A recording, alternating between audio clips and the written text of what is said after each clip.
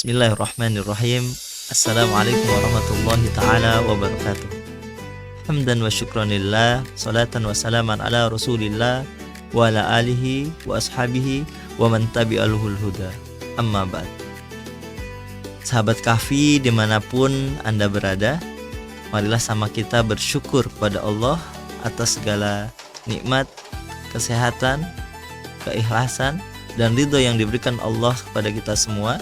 Sampai saat ini kita masih banyak sekali merasakan kenikmatan-kenikmatan yang Ia berikan kepada kita semua. Salawat serta salam, marilah kita bersalawat pada baginda Nabiullah Muhammad Sallallahu Alaihi Wasallam, kepada para sahabatnya, keluarganya, dan seluruh umatnya. Mudah-mudahan kita menjadi umat beliau yang senantiasa istiqomah mengikuti ajaran dan tauladan dari beliau sampai akhir hayat nanti. Sahabat Kahfi yang dirahmati Allah, bersyukur di bulan Ramadan tahun 1447 ini kita masih bisa merasakan keindahan, kedamaian, dan kenikmatan yang ada pada bulan Ramadan ini, di mana Allah Subhanahu wa Ta'ala memberikan itu semua kepada kita, bukan secara cuma-cuma, tapi bagaimana kita menyadari apapun yang Allah berikan kepada kita semua, kita jalankan, kita tuntaskan, kita selesaikan dengan tujuan yaitu menjadi orang-orang yang bertakwa.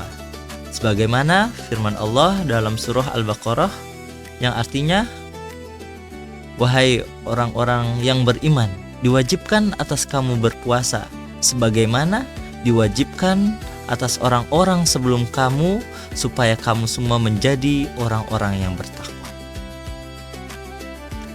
Sahabat Kahfi yang dirahmati Allah, di sini kita memahami apa sebenarnya yang dimaksud dengan ketakwaan.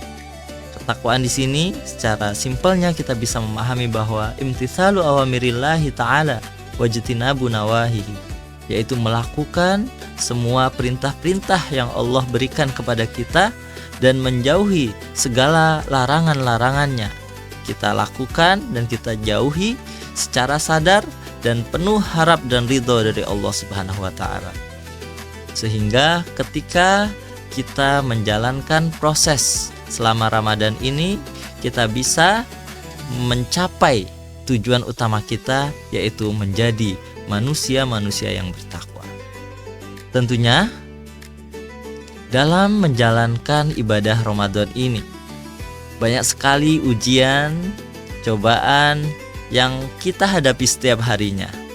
Meskipun kita pahami bahwasannya setan-setan yang menggoda kita di hari-hari biasa, pada bulan Ramadan mereka dibelenggu, diikat, dan kita terbebas dari godaan-godaan mereka. Namun kita masih memiliki hawa nafsu, yang mana apabila kita selalu mengikuti nafsu negatif kita, nafsu buruk kita, maka kita akan terbiasa dengan nafsu negatif tersebut.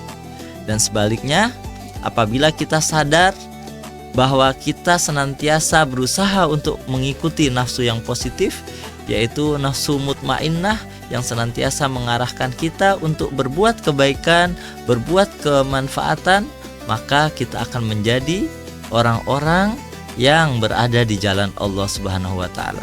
Sebagaimana firman Allah Subhanahu wa Ta'ala, A'udzubillahi minasyaitonirrajim, bismillahirrahmanirrahim, ya ayyatuhan nafsul mutmainnah, irji'i ila rabbiki radiyatan mardiyah, fadkhuli fi ibadi wadkhuli jannati.